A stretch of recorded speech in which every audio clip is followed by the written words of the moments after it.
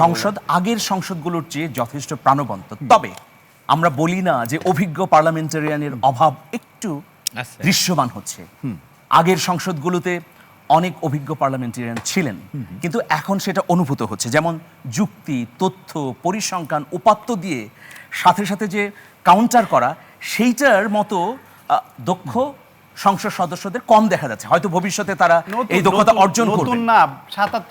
নতুন, যেটা সায়ন্ত ভাই বললেন যে দেখুন, এই সংসদের প্রধানমন্ত্রীও প্রথমবারের মতো সংসদ সদস্য হয়েছেন, বিরোধী দলীয় নেতাও এই জীবনে প্রথমবারের মতো সংসদ সদস্য হয়েছেন। এখন আমি একটু সমাধানমূলক কথা বলতে চাই।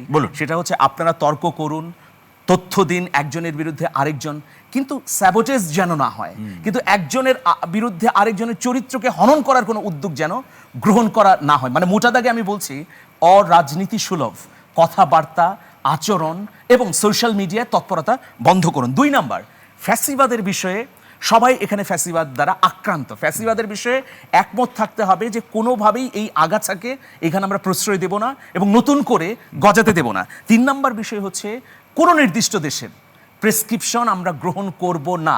আমরা মুক্ত স্বাধীন কূটনৈতিক প্রক্রিয়ার মধ্য দিয়ে দেশকে এগিয়ে নেব।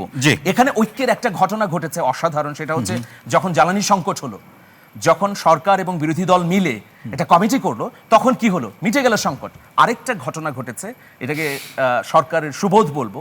ইসলামী ব্যাংক নিয়ে যে সংকট শুরু হয়েছিল, সেই জায়গা থেকে সরকার আত্ম উপলব্ধি করে সরে এসেছে। এটাও অসাধারণ।